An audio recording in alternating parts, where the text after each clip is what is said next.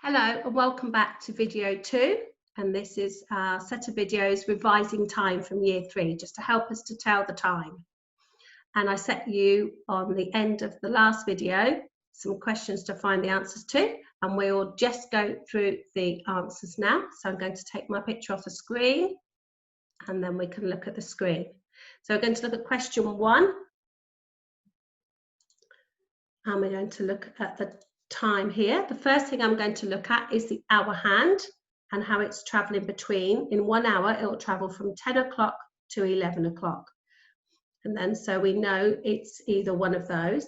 I look at the whole clock and we see the minute hand is on the past time. So it's something past 10 o'clock. How many minutes? Well, we know that each of these numbers is worth 5 minutes. So I've got 4 lots of 5. So 5, 10, 15, 20, it's 20 minutes past 10. Now move on to question 2. Find the hour hand first, which is a short one, and we're going between the hours of 3 and 4. Again, we're on the past time, and we know that it's on the number 5, so that's 5 lots of 5, 5, 10, 15, 20, 25 minutes past 3, so 25 minutes past 3 o'clock. Question 3. Here, the hour hand is really close to the 5. So it was travelling from 5 to 6, but it hasn't travelled far, so it's just gone past 5 o'clock. How many minutes? So it's 2 lots of 10. It's not 2 minutes past, but it's 2 lots of 5 rather. So 5, 10, so that's 10 minutes past 5. For question 4 here, we're now looking at single minutes because the minute hand isn't pointing at a particular number. So very carefully, I'd have a ruler, draw a straight line from here. Let's see if I could draw a really straight line. I think that lines up to here. So look at the hour hand next. So the hour hand is between the 5 and the 6. So it's from 5 and it's past 5 o'clock. So how many minutes? Let's go. 5, 10, 15, 16, 17, 18 minutes. So it's 18 minutes past 5 o'clock. Now we're going to look at to the hour. So question 5, the hour hand has travelled between the 8 and the 9, and it's quite close to the 9, so it's nearly 9 o'clock. So let's see how many more minutes it is before it gets to 9. We have one jump, so it's 5 minutes to 9. Question 6, the hour hand again. Look at it, it's travelled between 6 and 7, so we're getting close to 7 o'clock. And we can see here that we're on the 2 side of the clock. So how many minutes to 7? Well, we'll count. 5, 10, 15, 20 minutes to 7. Question 7, again, this is now looking in single minutes. So if I draw a straight line from here, moving across, there we are. And my hour hand is between 11 and 12, getting closer to 12 o'clock, and again on the 2 side. So how many minutes to 12? We've got 5, 10, 15, 20 plus 1, so that's 21 minutes to 12.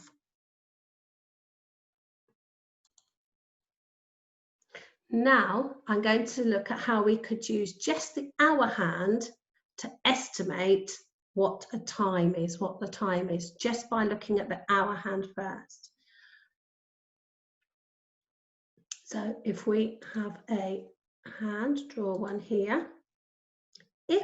Look here, if the hour hand is straight on a number, so pointing exactly at a number, we know it's o'clock. So if I had an hour hand pointing directly to the 1, remember the hour hand's a smaller hand, so if it's pointing in a nice straight line to the 1, I would know it is 1 o'clock. I'm going to do this better. I'm going to use a line next time. Let's do another one. So if I hand pointing straight towards the 8, going there, that's much better. That's a much better line. I would know that it's telling me with the hour hand that it's 8 o'clock. So that works really well. I'm going to jump to this one now and have a look at what if the hour hand is halfway between 2 numbers. So here I'm going to have the hour hand travelling between the 8 and the 9. I'm going to have this hour hand have travelled at least halfway, so it's gone exactly halfway between 8 and 9. So it's not 8 o'clock, it's not 9 o'clock, but it's halfway through. So it's 8:30. So that would be 8:30. If I then travel, so if I then now look at, let's look at between 2 and 3 o'clock, and we have the hand again exactly halfway, we know the time would be 2:30. Now we're going to look at if the hour hand was closer to the first number. So if it's travelling between, we'll have between 9 and 10 this time. And if this hour hand is closer to the 9, we would know it's gone past 9 o'clock, but it's not as far as 9:30. So it'll be some minutes past 9. Equally, if I do another one here, and I'll do it between the 5 and the 6, and it's just gone past the 5, that we know it's just some minutes past 5. Now, if we have a different one, so we're now going to do a different one, and we're going to have if the hour hand is closer to the next number. So on this occasion, this hour hand's now travelled from the 9, and it's moved really close to the 10. And we know it's not quite 10 o'clock, not quite exactly on the 10, but it's nearly then. So we know it would be some minutes to 10, maybe 5 or 10 minutes to 10. Okay, equally with this one, it started at the 5 and it's traveling to the 6. So here we'll just move it so it's just going towards the 6. And that time again is some minutes to 6. Now I'm going to look at the 24-hour clock. We know there's 24 hours in a day, and we've been looking at clocks that go up to 12. So we've had to use the AM if it's in the morning and PM if it's in the afternoon. Whereas with a 24-hour clock, you don't need the AM or the PM, you just need to tell us what time it is. And if it's in the morning, so after midnight, if it's 1, 2, 3, 4, 5, 6, 7, 8, 9, 10, or 11 or 12, the numbers are just the same. You know that's in the morning because they're the first 12 hours of the day, and you don't need the AM. But then, if it then goes around to the afternoon, instead of saying 1 o'clock, you add 12 more hours onto the 1, and you'll say 13. So it'll be reading as 1300 hours. And then you've got all the way up, travelling, so from 13 all the way up to 14 for 2 o'clock, 15 for 3 o'clock, and you can tell the difference for all these numbers, 12 hours difference. So for 8 o'clock, you add 12 and it gets to 20. So if we have a look at this chart, it tells me that at midnight, we start here, and midnight can either be referred as 00 or as 2400.